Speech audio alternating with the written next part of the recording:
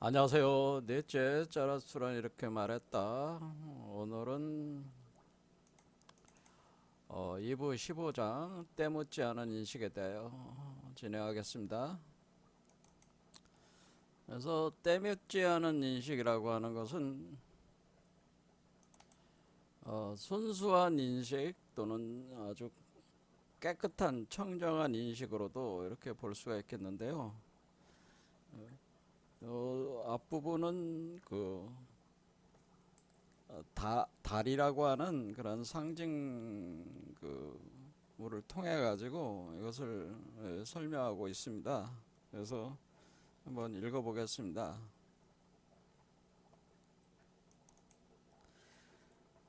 어제 달이 떠올랐을 때 나는 달이 태양 하나를 낳으려는가 하고 생각했다. 아이를 벤 듯 불룩해진 배를 하고는 지평선에 누워 있었던 것이다. 그러나 달은 임신한 것처럼 나를 속인 거짓말쟁이였다. 그리고 나는 달이 여자라기보다는 사내라고 믿고자 한다. 물론 달은 그리 사내답지도 않다. 밤에만 쏘다니며 밤의 환락을 추구하는 이 몽상가는 말이다. 참으로 그는 비뚤어진 양심을 갖고서 지붕 위를 거닐고 있다. 그는 달 속의 저 수도사는 탐욕과 시샘에 차서 이 대지와 사랑하는 자들의 행복 일체를 탐하고 있기 때문이다. 그래, 나는 그를 좋아하지 않는다. 지붕 위의 저 숫고양이를 좋아하지 않는다.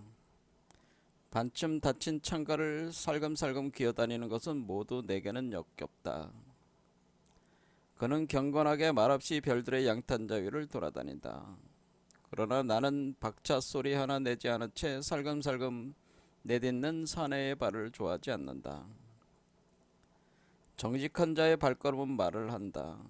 그러나 고양이는 땅 위를 몰래 기어다니지. 보라, 달도 고양이처럼 다가온다. 정직하지 못하게. 이 비유를 나는 그대 성마른 위선자들에게 주겠다. 그대 순수한 인식을 하는 자들에게. 나는 그대들을 탐하는 자들이라고 부른다. 자, 순수한 인식을 하는 자들은 탐하는 자들이다. 이렇게 마지막 문장이 이렇게 됐는데요. 원래 그 니체의 입장에서는 달은 원래 태양을 낳는 어떤 그런 역할을 해야 된다고 하는 거죠. 그래서 달은 태양을 낳아야 하는 것이니까 태양을 낳는다 할 때 여기서 아이를 벤 듯이 불룩해진 배를 하고 지평선에 누워 있었던 것이다 이렇게 표현할 때 이것은 그 아이를 배었다 임신했다고 하는 거죠. 낳아야 한다고 할 때 그 임신한 그런 실체로서 달이 되어야 되는데 그러나 이 달은 지금 여기서 등장한 달은 이렇게 임신한 것처럼 나를 속인 거짓말쟁이였다라고 하는 거예요. 그런데 이렇게 다른 태양을 낳아야 하는 여자여만 하는데 이게 순수한 인식을 한다고 하는 그 자들의 얘기하는 이 달은 이 관련된 달은 임신을 한 것처럼 그 거짓말을 하는 달로서 사실 불임의 존재라고 하는 불임의 존재로서 달로 불임이니까 결국 사내라고 하는 것입니다. 자, 그래서 달이 태양을 낳아야 한다고 할 때 이때는 그 달이라고 하는 것은 우리 인간을 얘기를 하는 표현이고 태양은 위버맨시를 얘기하는 얘를 표현하는 건데 그러니까 인간 속에서 위버맨시가 태어난다는 기존의 그 기조가 다른 태양을 낳아야 하는 여자여야 한다. 그러니까 다른 여성체로서 인간을 상징하는 것이다 이렇게 볼 수가 있는데 근데 순수한 인식을 하는 자들은 사실은 임신한 것처럼 거짓말하는 달로 산의 개념이기 때문에 이 달은 그럼 무슨 달이냐 그런 얘기죠. 자, 그래서 우리는 달에는 사실 여러 가지 특성이 있다고 하는 것을 볼 수가 있어요. 여기서 얘기하는 달은 순수한 인식을 하는 자들을 상징해주는 그 개념으로서 달이라는 개념을 사용을 했기 때문에 이 달에 대해서 한번 보겠습니다. 지금 그 니체는 나중에 이제 그래서 이제 설명을 했지만은 자신이 그 젊은 시절에 니체는 쇼펜허에게 굉장히 깊은 영향을 받았어요. 그래서 쇼펜허가 막 청년기에 들어갈 때 쇼펜허는 1788년에서 1860년 사이니까 요때 의지와 표상으로서의 세계라는 작품이 있죠. 아주 유명한 그 도서인데 실존주의 철학으로서 이제 명성이 드날렸죠. 그런데 니체가 쇼펜하우어의 의지와 표상으로서의 세계를 청년기에 들어갈 때 이제 접하게 되는 거죠. 읽게 됐을 때 상당한 충격을 받았다는, 상당한 충격과 깊은 영향을 받기 시작합니다. 쇼펜하우어의 사유에서 영향을 받기 시작할 때에, 그러면은 쇼펜하우어의 그 철학을 우리가 우선 어느 정도 요걸 통해 가지고 요 이치를 파악할 수 있으니까 한번 진행을 해보자면은, 니체가 젊은 시절 큰 영향을 받았던 거의 자기 스승급이라고 볼 수 있는 쇼펜하우어는, 쇼펜하우어 철학은 힌두교와 불교에 또 이분은 영향을 또 많이 받으셨어. 당시에 이제는 아시아 쪽에 다양한 자료들이 유럽으로 들어오면서 그 유럽 쪽에 공부 좀 한다는 분들이 많이 연구를 하는 거죠. 수용을 하기 시작하는데, 쇼펜하우어가 특히 힌두교와 불교의 영향을 깊이 받을 때, 그 중에서도 여기 어떤 개념의 영향을 받냐면은 인도 육파 철학 중에 베단타 철학이라고 하는 게 있는데, 베단타라고 하는 것은 인도 그 사상사를 보면은 초기에 이제는 그 다양한 그 베다경들이 기본으로 깔리면서 이렇게 철학이 전개가 되기 때문에 베단타라는 말 자체가 그 힌두교의 베다를 집대성 시켜가지고 그 끝장판이다라는 뜻이에요. 끝장판으로 만들었다라고. 그게 이제 베단타라는 개념. 그리고 베단타라는 건 베다의 끝이다라는, 그러니까 베다의 결정판이다라는 뜻입니다. 그래서 여기에서 이제 유명하신 분이 바로 베단타철의 쌍카라라고 하는 분이, 쌍카라 들어보셨는지 모르겠지만, 요 쌍카라라는 분은 8세기 정도 활동하시던 분인데, 베단타 철학을 굉장히 집대성하신 분이나 마찬가지. 그러면 이 베단타 철학이 가지고 있는 개념은 뭐냐면은, 이 세계 자체는 마야 환영의 고통의 세계라고 하는, 이 세계, 우리가 살고 있는 세계는 마야 환영의 고통의 세계, 불교하고도 비슷하죠. 일체 계고의 세계라고, 일체 계고의 마야 환영의 세계다라고 하는. 힌두교나 불교는 이런 부분에서는 같은 개념이죠. 그러니까 일체 모든 것이 고통인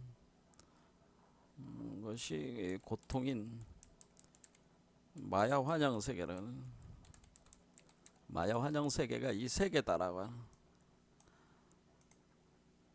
그러면은 이 고통인 마야 환영의 세계, 이것이 끊임없이 어떤 이 세계가 윤회 전생을 한다는 거죠. 윤회 전생을 이렇게 돌아갈 때에 이것을 벗어나기 위해서는 어떻게 해야 되느냐? 그것은 각 사람 속에 순수 의식이라고 하는 게 있다는. 그래서 그 순수 모든 개체 인간들에게 내재된 순수한 개체적 자아인 아트만이 있다고 하는 겁니다. 그래서 이 아트만을 활성화시키는 거죠. 그래서 이 순수한 이 고통으로서 벗어나기 위해서는 아트만을 자각하고 깨달아야 되는데 그 방법 자체가 주로 명상적 방법을 사용하는 그 명상, 주로 이제는 삼매를 통해서 그 아트만 순수자, 순수 의식체인 의식인 아트만을 각성시킨다는 거예요. 각성. 그러니까 개체의 순수 의식이라고 해요. 개체의 순수 의식인 아트만을 각성을 시켜가지고 그 원래 그 우주적 순수 의식, 순수자, 순수 의식으로서 의식인 그 우주적 순수 의식인 브라만의 흡수된다고 하는 브라만에 흡수되면은 그것이 곧 열반이라고 하는 그것이 열반. 우리가 열반이라고 하는 거는 그러니까 우리가 열반에 일어난 니르바나라고 하는 것은 열반에 이른다고 하는 것은 우리의 개체적인 아트만을 우리 안에서 명상과 그 삼매 과정으로 들어가서 순수의식인 아트만을 각성을 시켜가지고 우주적 순수의식인 브라만에 흡수된다. 그 길로 들어간다. 하나가 된다. 브라만과 하나가 된다. 라고 하는 거가 하나가 된다. 하나 되는 흡수 과정. 우리가 볼 땐 이제 흡수 과정인데, 그런데 이런 방식으로 해가지고 우리가 이 윤회 전생의 마야 환영 세계를 벗어날 수가 있다. 요게 이제 베단트 철학인데, 이게 이제 이 베단트 철학 기본인데, 이거를 쇼펜하가 자기 철학에서 수용을 해가지고 서양 철학과 이제는 결합을 시키는 거죠. 쇼펜하우가 이런 사유를 서양 철학과 결합을 시켜가지고 전개를 하는 겁니다. 기본에 깔려 있는 개념이라는. 자, 그래서 의지와 표상의 세계 할 때 우리가 모든 것이 고통이 마야 환영의 세계는 우리가 표상된 세계다. 이게 표상이죠. 우리가 드러난 표상된 세계고, 의지라고 하는 건 뭐냐면은 아트만을 각성을 시켜서 브라만과 하나 되려는 의지. 그러니까 이게 아트만을 각성시켜서 브라만과 하나가 되려는 의지. 이래서 이게 이제 의지. 이런 이런 의지가 그 표상으로 드러난 마야 환영 세계 속에서 그것을 진행을 해 나갈 때 우리가 살고 있는 세계가 된다고 하는 거죠. 그래서 이렇게 해서 성취를 해 나간다. 이런 거는 쇼펜하우는 이렇게 이제 얘기를 하는 거고, 당대 이제는 그 헤겔 같은 사람, 헤겔 아주 유명한 사람이죠. 헤겔 관념론에서는 헤겔은 정신현상학이라는 책을 썼죠. 정신현상. 여기서 얘기하는 건 뭐냐면은, 여기서 쇼펜하우가 이렇게 비교해가지고 쇼펜하우와 비교하면은 이 브라만에 해당되는 것이 절대정신이라고 이렇게 헤겔에 있어서는 절대정신이 되는 거야. 그 다음에 이게 아트만이라고 하는 것은 각 사람 속에 있는 이성을 우리가 아트만이라고 이렇게 철학적으로 볼 수가 있어요. 서양 철학적인 개념으로. 이것이 이 브라만이 절대정신, 요것이 결국에는 우리가 플라톤에 있어 가지고는 뭐가 되는 거냐면은, 여기는 이제 플라톤으로 들어가면은 이 절대정신 브라만에 해당되는 것이 사실은 요것이 이데아라고 하는 거죠. 그러니까 순수의식이 이데아라고 하는, 순수의식은 이데아론. 그러니까 플라톤의 이데아라는 거와 이제는 이렇게 같은 거죠.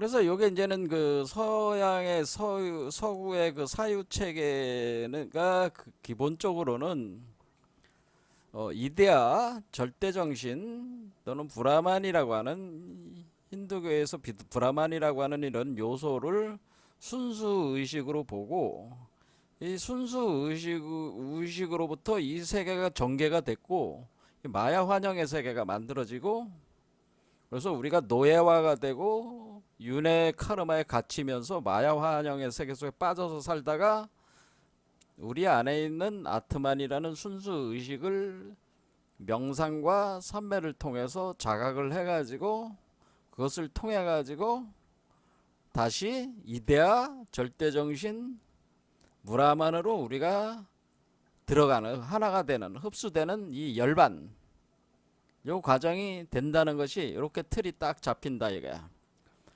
그러면은 니체가 볼 때는 자기가 젊은 시절에 특히 니체는 이 쇼펜하우어의 이런 것에 굉장히 깊은 영향을 받았다 그런 얘기입니다. 근데 그것이 서양 철학에서의 이런 요소들이 또 이렇게 잘 결합이 되는 거죠. 그래서 니체는 이런 생각을 자기가 받아들였을 때 자기가 굉장히 그 높이 평가를 했다는 게 당대.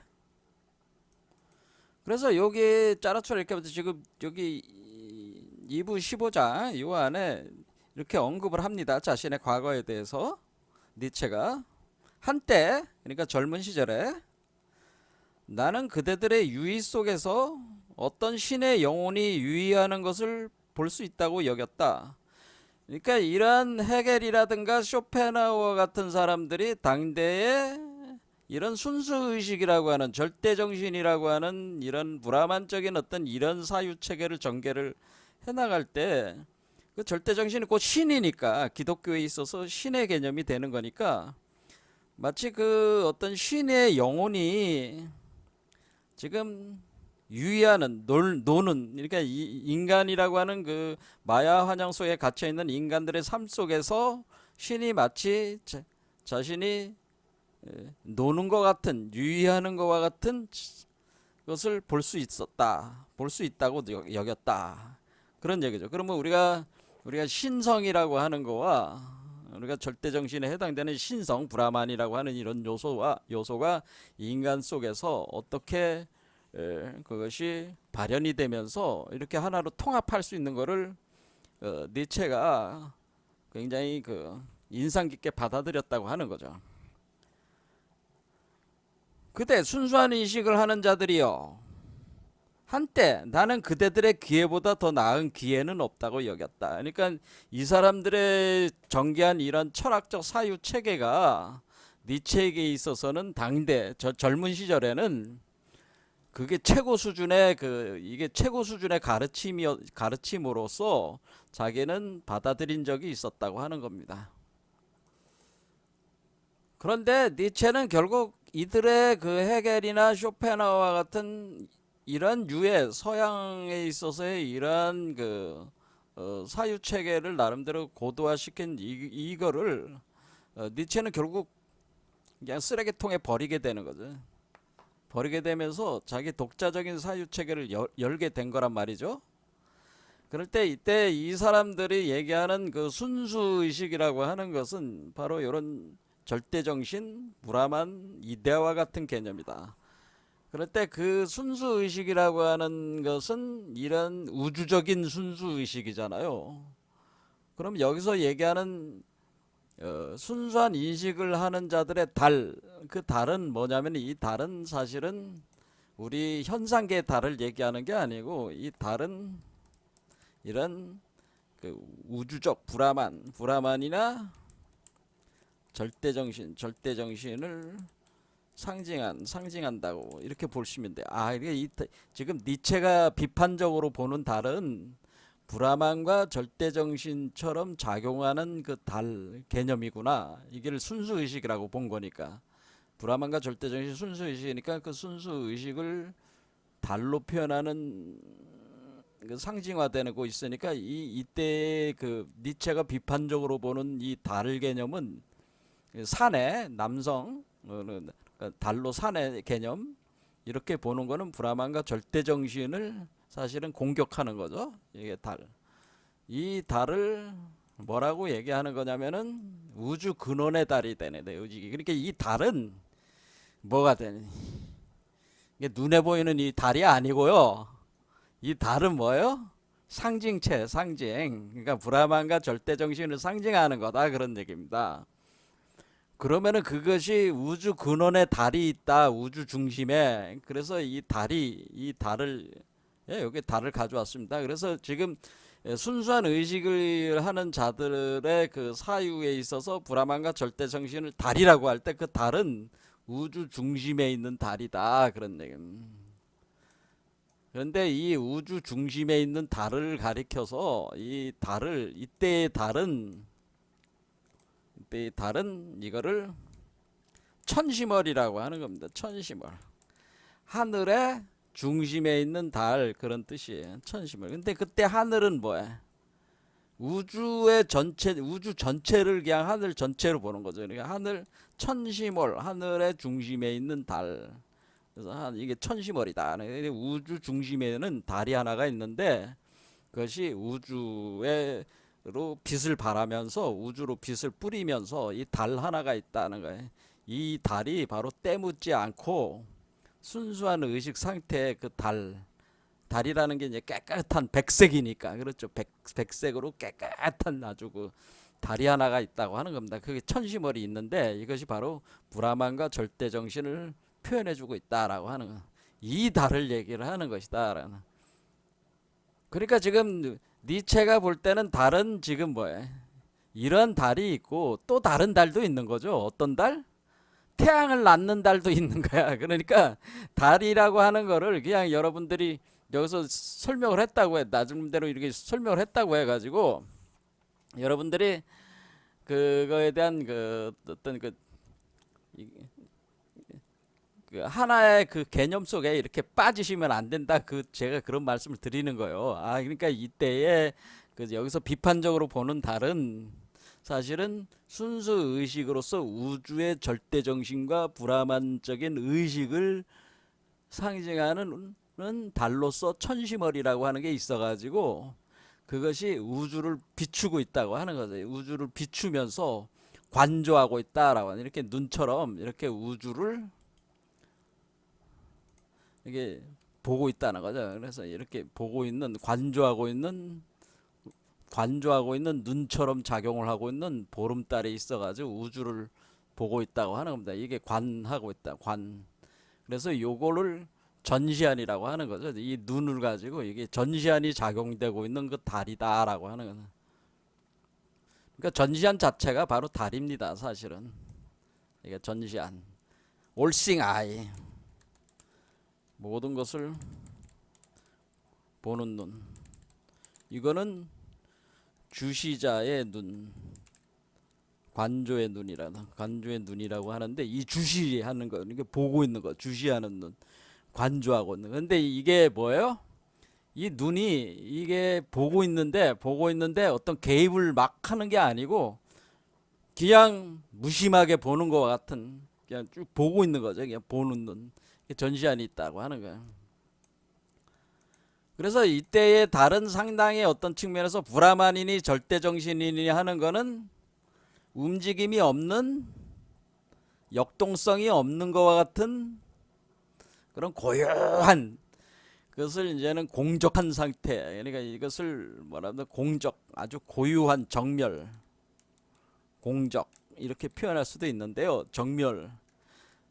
정멸이라고 하는 것은 아주 고요하게 모든 것이 다 사라져버린 고요한 상태 그런 걸 뜻합니다. 공적은 말 그대로 비어 있으면서 그것도 고유할 적자죠. 고유할 적. 그래서 이 고요하게 이렇게 고유할 적 공적한 빛을 발하면서 공적한 상태에서 빛을 발한다.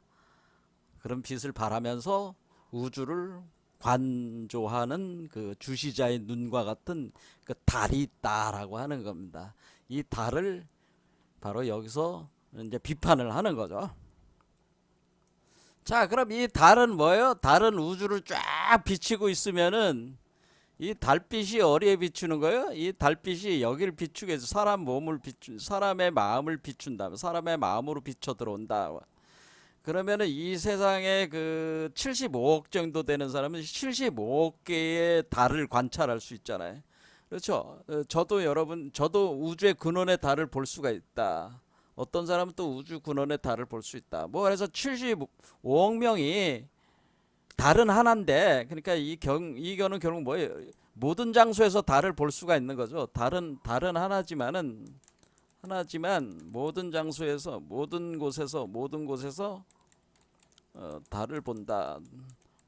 달을 볼 수가 있는 거죠. 그러니까 달은 하나인데 모든 곳에 달을 보는 거는 뭐야? 달이 달빛을 비추면은 그 달빛이 마치 달빛이 뭐야? 호수나 강이나 바다나 우물이나 뭐 이런 그 등등에 비추잖아요. 비춘다. 그 원령이라고 해. 등등의 원령. 그러니까 달 그림자를, 그렇죠? 달 그림자라는 게 어떤 거냐면은 달 그림자를 원령. 그러나 달 그림자가 쫙 비춰 내리면은 이게 이런 식이라는 거죠. 이렇게 여러분들 그림 보치 이렇게 달이 있어가지고 구름 사이에서 달이 있어가지고 쫙 비추면은 요게 원령이죠. 그래서 달빛이 뭐예요? 이렇게 수면 위에 어른어른거리는 요게 원령이라고 하는 거란 말이에요. 이렇게 달 그림자라고 하는 거예요. 그러니까 말 그대로 달의 그 상이 비추어 들어가는 거란 말이에요. 자, 이렇게 비추어 들어가면은 이것이 마치 뭐야? 이렇게 원령을 이렇게 비추어 들어가면은 이 현상을 얘기를 하는 겁니다. 이렇게 원령이 비추어 들어가는 것이 마치 뭐를 하는 것과 같다는 거예요. 이것이 바로 이 세계를 어때? 세계를 더듬는 것 같다는, 이 더듬는 거잖아. 이렇게 더듬어. 이게 빛이 비춰 내려서 이렇게 더듬는 거지. 조용하게. 더듬는 것 같으니까 이 더듬어서 탐욕하는 것 같다. 더듬어 탐욕하는 남성의 손길 같다라는 거죠. 남자가 여자 있으면은 이렇게 더듬어 가지고 은근하게 이렇게 탐욕하는 것 같은 그런 것들이 느껴진다는 거죠. 그 느낌을 그대로 니체가 얘기하는 거예요. 우리가 순수한 의식이라고 하는 것이 사실은 이렇게 달빛을 비춘 거니까, 그 비춰 내려서 달 그림자를 그 상대방한테 비춘다고 하는 것은 자신의 그 빛을 은근하게 넣어가지고 그 여자의 몸에 여자를 이렇게 더듬는 것 같은, 그렇죠? 그러니까 여자를 더듬는 것 같은, 여자를 취하는, 그러니까 여자를 은근히 뭐해? 은근히 탐욕, 여자를 은근히 저기를 한다는 거지, 그렇죠? 은근히 이렇게 은근히 손길을 주는 남성의 손길과 같다라고 하는 거죠.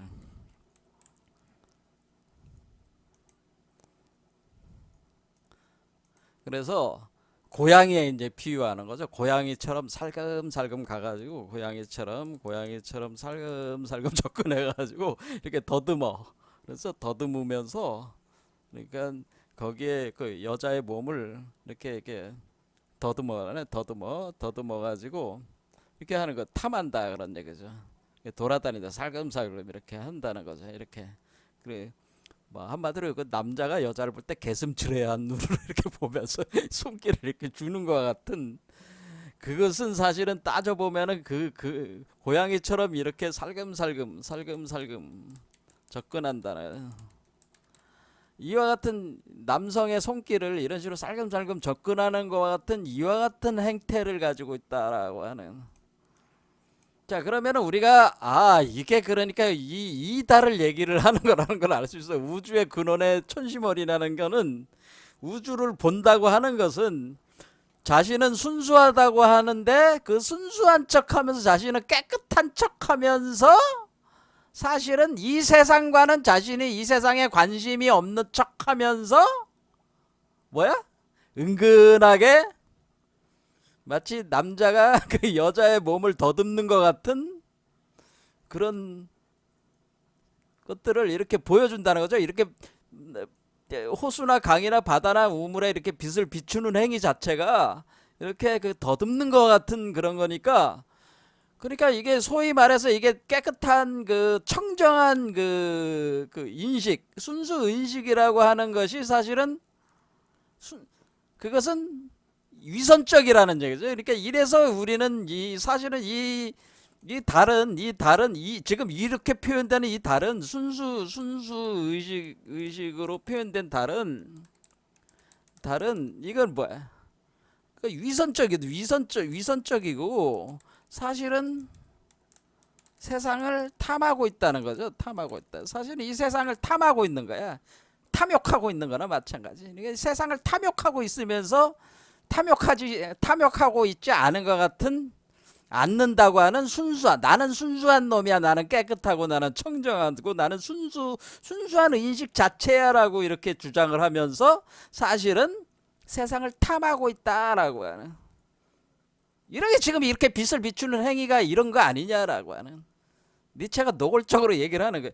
그러면은 우리가 이렇게 순수 의식에 접근하려고 하는 자들, 그래서 쇼펜하우어라든가 이런 사람들, 또는 우리가 쇼펜하우어만 문제가 아니로 이게 보통 그 베단타 철학하는 사람들은 주로 동양 명상가들이 주로 그 동양에 있어서 영성가들이 주로 추구하는 거가 뭐냐면 순수 의식을 추구해. 명상 삼매를 통해 순수 의식을 체현하려고 하는 사람들이란 말이야. 브라만을 자기를 아트만으로 드러내가지고 각성시켜가지고 브라만으로 합의를 해가지고 자신을 해탈시키려고 하는 자들, 이런 자들은 사실은 이런 자들이 그런 순수의식 속에서 있으면서 뭐라냐면 달 속의 저 수도사는, 그렇게 해서 뭐라 그래, 달 속의 저 수도사가 뭐예요? 수행하는 사람들, 이렇게 명상을 통해서 이렇게 수행하는 사람들이 달 속의 저 수도사라고 하는 거죠. 이 달 속에 수도사가 있는데, 이 달 속에 저 수도사는, 그렇죠?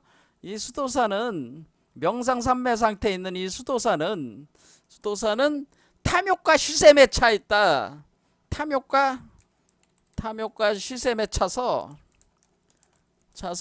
이 대지와 사랑하는 자들의 행복 일체를 탐하고 있다. 이런 얘기죠. 그러니까 자신들은 뭐 깨끗하게 뭐 이렇게 그 한다고 하면서 순수의식으로 하면서 이 세상은 더럽고 이 세상은 뭐 가치가 없고 환영이고 마야고 이 세상은 고통일 뿐이기 때문에 나는 이 세상을 버린다 하면서 수행을 한다고 하면서 은근히 원래 이 우주의 그 근원적인 달이라고 하는 천시머리라고 하는 그 구조 자체가 원래 그 빛을 발해가지고 빛을 비춰 나가는 거니까, 사실은 그거와는 그 반대되는 모순적인, 그러니까 그것을 모순적인 상태라는 거죠. 그러니까 순수해진다고, 순수한 의식으로 간다고 하는 것이 역설적으로는 그 순수한 의식이 아니고 사실은 위선적이고 거짓말이라고 하는, 거짓말이잖아요. 그렇죠? 순수 의식으로 간다고 하는 건데, 순수 의식이 도달하는 사람들이 하는 것은 사실은 은근하게 세상을 탐욕하고 취하려고 하고, 마치 남자가 여자를 취하려고 하는 그 같은 음욕과 마찬가지라 이거지. 그래서 남성의 손길이라, 음욕과 같은. 이 세상은 여성이고, 이 수도에서 나름대로 인식 수준이 높아진 사람들을 남성적이라고 제가 표현했듯이, 남성이 여성을 갖다가 탐하는 그와 같은 것이다. 그러니까 우리가 여기서 니체가 비판하려는 건 뭐예요?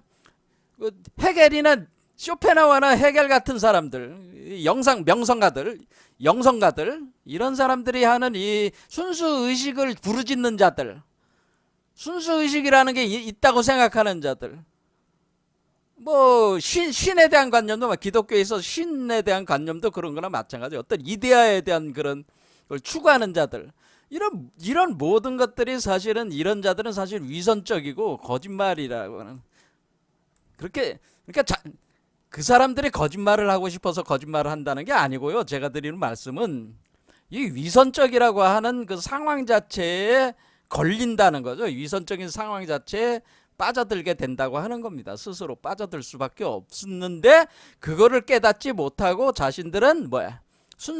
나는 순수의식을 추구하고 뭐 이런 식으로 자꾸 얘기를 하고 마치 자기는 고상하고 좀 더 가치 있는 것처럼 떠버리면서 그렇게 수행하는 것처럼 마치 그것이 대단한 가치를 무슨 실현하는 것처럼 떠벌떠벌대는 영성가들이 많아요. 제가 볼 때도 저도 젊은 시절에 제가 특히 싫어하는 사람들 중에 타입이 어떤 타입이었냐, 저는 그 인도 명상가들을 굉장히 싫어했습니다. 이 인도 명상가들을 별로 좋아하지 않았어요. 뚱구름 잡는 사람들이다. 이게 그러니까 자신들은 깨끗하고 순수의식을 추구하고 마치 자신들은 무슨 대단한 것 같이 이렇게 하지만은 사실은 이 세상에 대한 욕망을 버리지 못하고 있는 거죠. 못하고 있으면서 사실은 그런 식으로 얘기를 하는 이율배반적인 위선적인, 제가 볼 때도 위선가들이, 제가 다 위선가들이라고, 위선자들이라고 저는 저도 젊은 시절에 그 어줍잖은 영성가들 있잖아요. 보면은 너희들은 이게 그런 말을 직접적으로 대고 얘기할 수는 없지만은 위선가다, 위선자들이다, 위선자들. 위선 좀 그만 떨지. 예? 위선 좀 그만 떨어. 솔직해봐. 솔직할 정도로 머리가 안 돌아가는 거야? 뭐 이런 식으로 저는 상당히 그런 부분에서 경멸적으로 저는 생각을 했는데 니체와 저가 생각이 상당히 비슷한 거예요. 이런 부분에서. 자, 제가 다시 말씀을 드리겠습니다. 그래서 니체는 지금 순수의식을 표현해주는 우주 천심을, 그렇죠? 요 브라만 절대정신과 같은 걸 달로 표현할 때 이렇게 표현될 수가 있는 거예요. 그렇죠? 이렇게 표현될 수가 있는 건데, 이런 방식으로 표현될 수 있는 건데 요거를 설명을 한 것이지, 달이라고 하는 것이 꼭 이렇게 이런 거를 다 표현해 주는 건 아니란 말이에요. 이 달이라고 하는 것이 아까도 얘기했지만 처음 했을 때 니체가 얘기했을 때 달은 태양을 하나 낳으려고 하는가 하고 생각했다. 아이를 뵌 듯이. 그러니까 달의 원래 목적은 달이라고 하는 것은 뭐냐면 달은 뭐야? 태양을 낳아야 돼. 태양을 낳아야 하고 임신해야 된다는 거예요. 그러니까 달은 그 목적에 맞게 태양을 낳아야 하고 임신을 해서 태양을 낳아야 되는데, 임신을 해서 태양을 낳는다고 하는 것은 이 세상에 중생이 돼가지고 위범의 시를 태어나게 해야 되는데, 그러려면 이 세계의 그 더러운 마야 환영의 세계에 적극적으로 들어와 가지고 자신이 역할을 해야 되잖아요. 이 달이, 그렇죠? 역할을 해서 태양을 낳아줘야 되는데 그거는 안 하고 그런 여성적인 포지션은 안 가지면서 이 우주의 그 순수의식만을 추구하는 자들에 대해서 비판하는 거예요.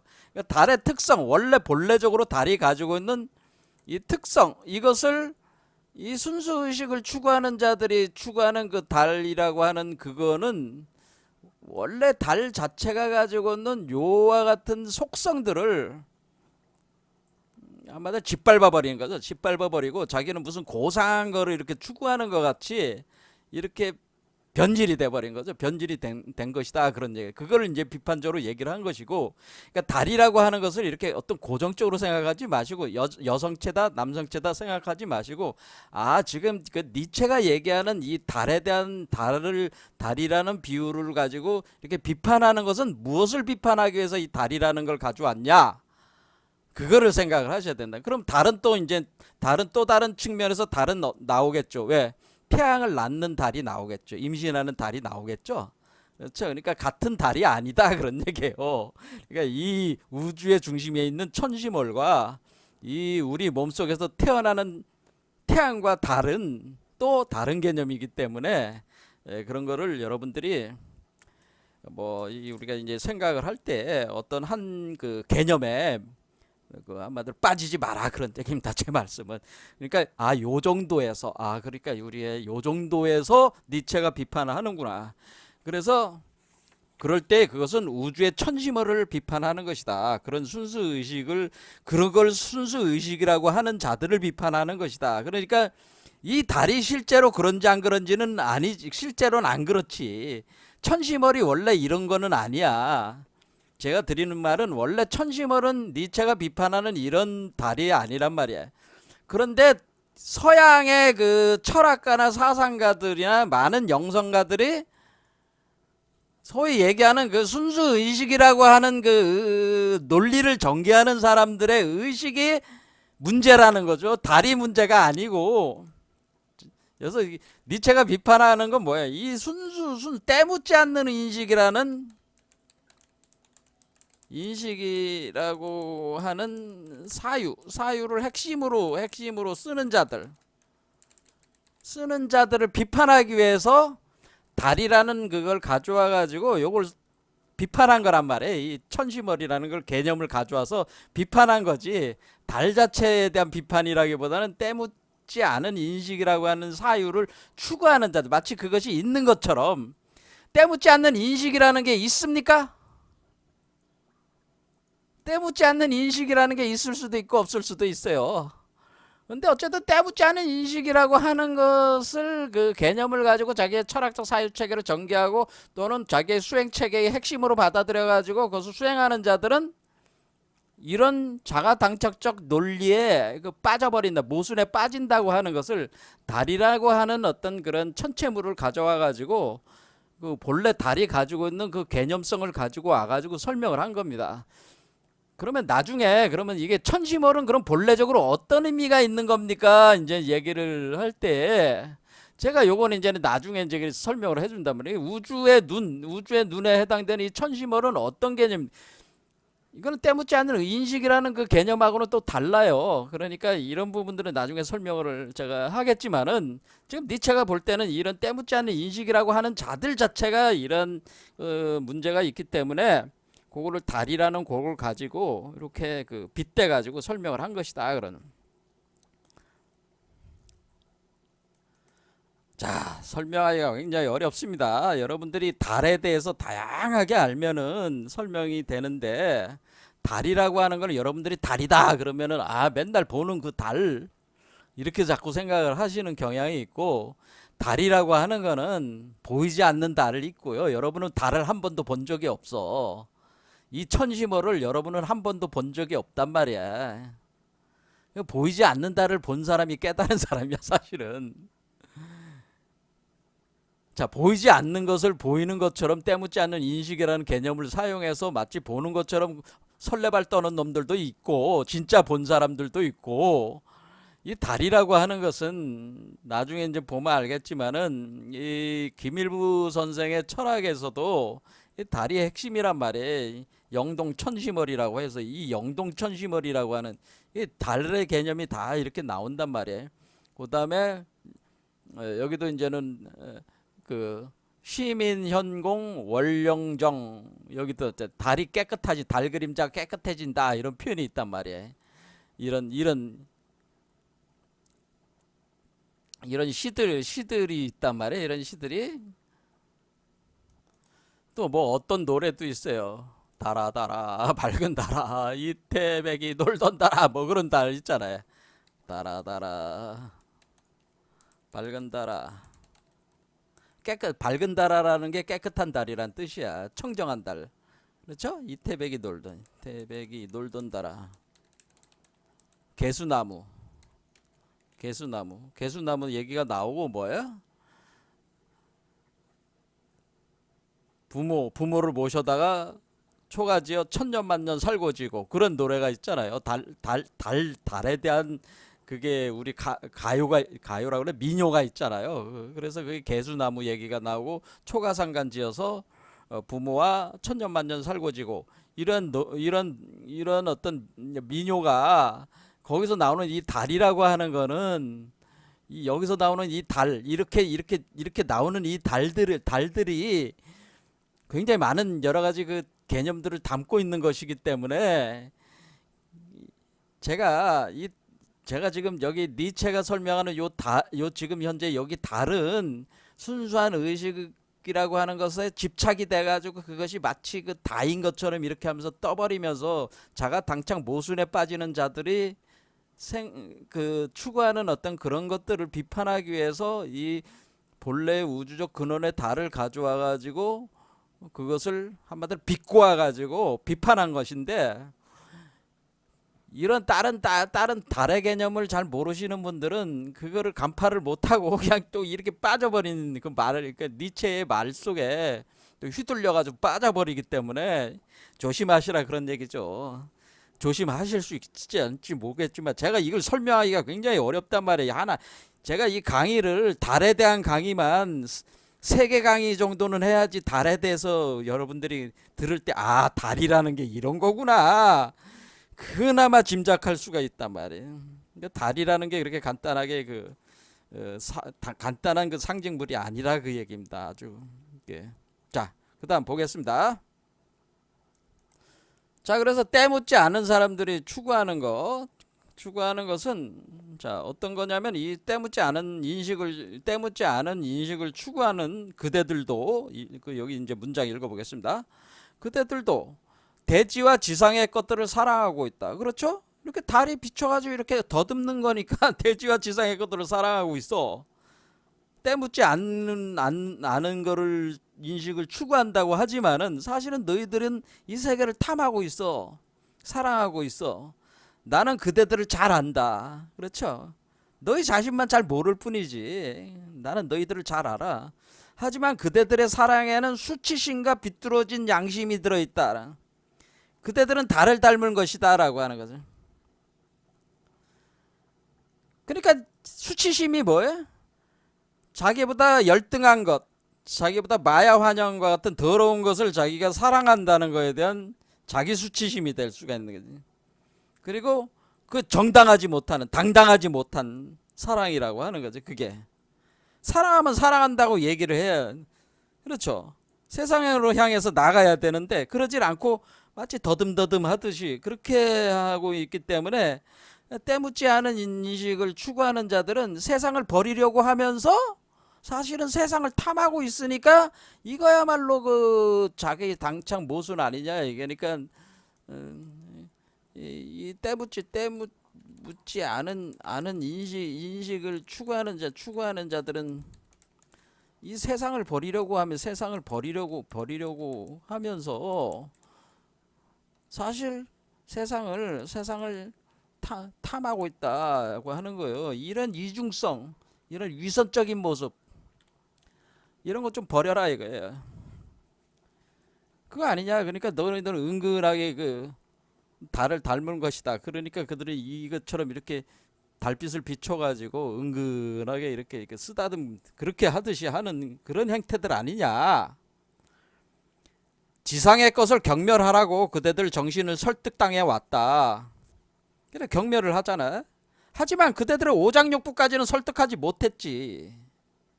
그런데 그대들에게서 가장 강한 것이 바로 오장육부 아닌가? 이 오장육부는 뭐예요? 오장육부는 이 세계를 얘기하는 거지. 오장육부로 표현하는 오장육부는 결국 이 세계를 얘기하는 거지. 이 세계, 환영세계. 그렇죠? 이 세계, 우리가 살고 있는 이 세계가 오장육부의 세계란 말이에요. 그러니까 이 사람들이 떠나려고 하는 그 더러운 세계, 오장육부의 세계인데 이 세계가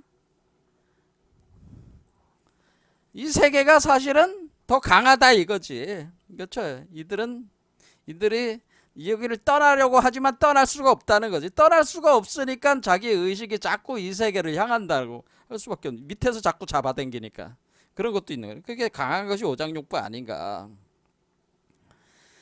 그래서 이제 그대들의 정신은 그대들의 오장문욕부의 뜻에 따르는 것을 수치스러워하고, 그러니까 상승했으면 하강을 해야 되는데, 누차 얘기했잖아요. 계속 반복해서 나누는 내용이죠.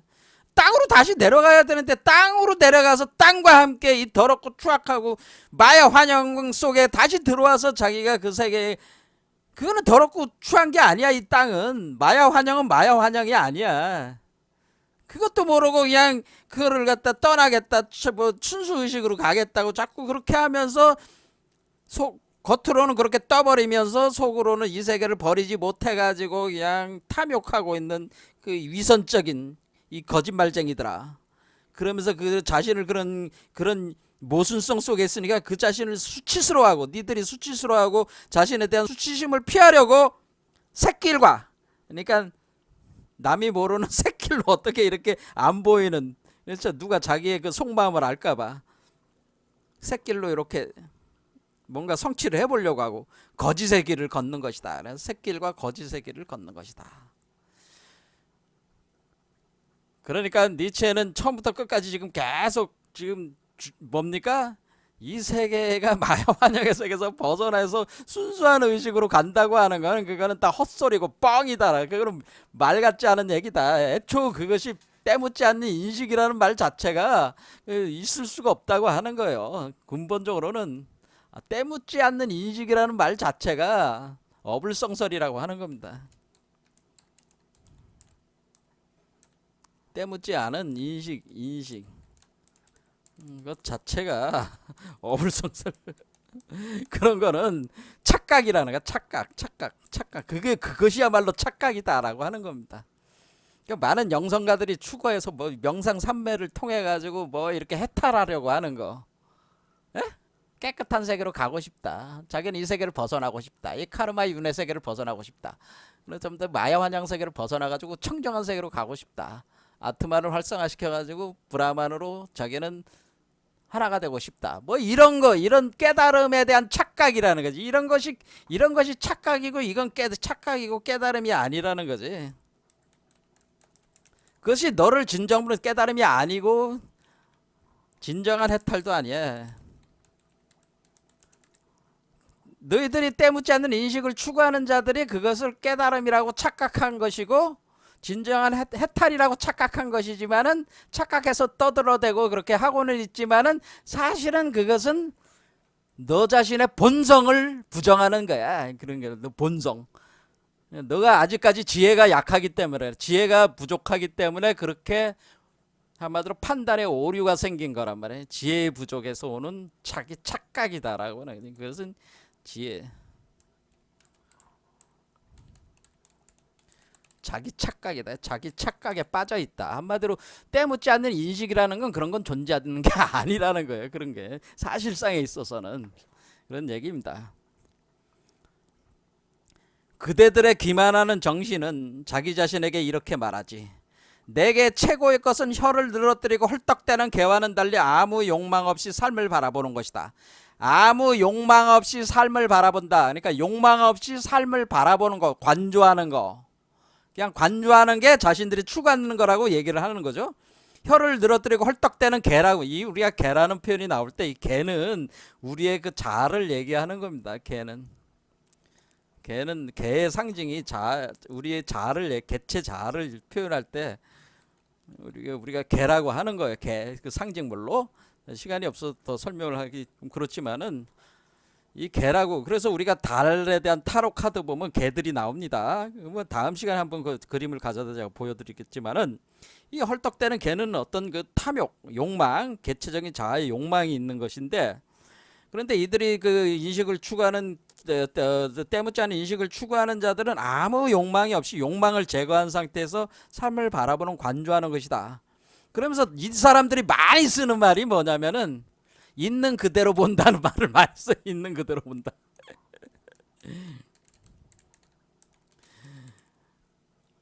이 말이 뭔지 모르면서도 있는 그대로 본래 있는 그대로 봅니다. 이렇게 본래 있는 그게 뭔데? 본래 있는 그대로 본다니까요. 본래 있는 그게 뭐요? 여러분들도 화두로 한번 생각을 해보세요. 본래 있는 그대로면 본래 있는 상태 그대로 본다. 뭐 그런 표현이라는 거죠. 이게 사실은 아무 욕망 없이 삶을 바라보는 것이다.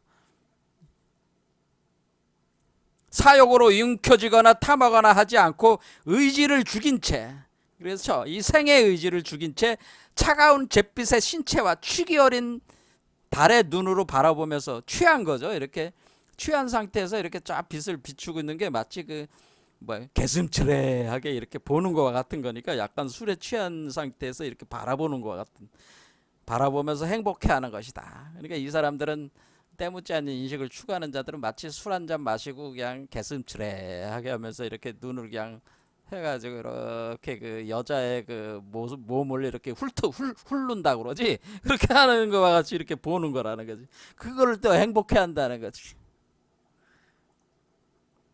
그렇죠. 모든 의지를 죽인 채 움켜쥐거나 탐하거나 하지 않고 개슴츠레하게 보는 거라는 거예요. 내게 가장 좋은 것은 달이 대지를 사랑하듯 사랑하는 것이고 오로지 눈길로서만 대지의 아름다움을 더듬는 것이리라. 이렇게 유혹당한 자는 자신을 유혹한다. 그러면서 자신을 이제 얘기를 한다는, 이렇게 욕망하면서 내가 그것을 소유하려고 하지 않고 내가 지배하려고 하지 않으면서 나는 뭐예요? 그런 욕망을 가지지 않고 그냥 더듬는 거. 예, 이렇게 눈길로만 이렇게 개슴츠레하게 이렇게 더듬는 거. 이것이 바로, 그러면 개슴츠레하게 더듬는 것도 뭐예요? 유혹당한 거잖아요. 그렇죠. 이 세계가 자기를 유혹한 거예요. 유혹당했어. 또 자기를 유혹하는 거지. 그러면은 당한 자는 자기 자신을 유혹한다. 자기 자신을 뭐예요? 개슴츠레하게 보게끔 유혹당했으니까 자기는 개슴츠레하게 유혹당한 자가 그 눈길을 이렇게 보낼 때는 자기 자신을 유혹한 거죠. 자기 자신을 그렇게 하도록 스스로를 또 유혹한 것이다. 자, 이렇게 여기까지 보겠습니다. 다음 문장은 이제 거울에 대한 얘기가 나오기 때문에 또 이제 이게 거울과 이제 연결이 돼 있습니다. 이 청정 의식이라고 하는, 깨끗한 의식이라고 하는 것이.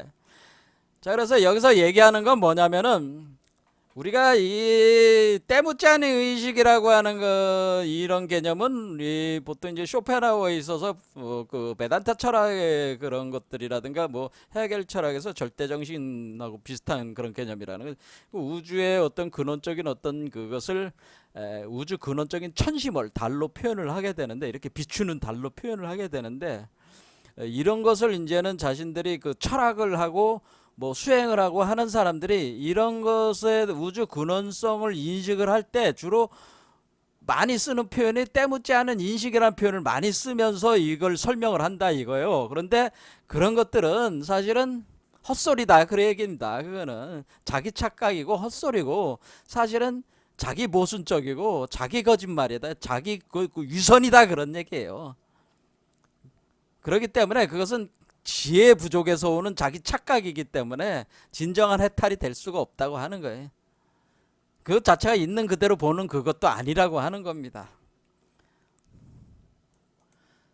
자, 그러면은 보통 우리가 때묻지 않은 인식이라고 하는 것은 우리가 이 철학사에서 굉장히 중요한, 철학과 종교에 있어서 굉장히 중요한 개념인데, 이것을 그러면은 니체는 어떻게 이것을 그 접근을 해서 이런 문제, 그러니까 어떤 방식으로 접근을 해서 이것을 이제 풀어서 이제는 해결을 해 나가는 것이냐. 이제는 여기서 이게 니체가 상당히 그 탁월한 그 접근 방법을 이제 보여주는 거예요. 이런 부분에서. 그러니까 기존의 그 철학가들이나 종교가들, 영성가들이 생각하는 그것을 한 차원 뛰어넘어 가지고 니체가 조망을 이제 해주게 됩니다. 이게 어떻게 가는 것이 지혜 있는 길이라고 하는 것을 제시를 하게 되는데요.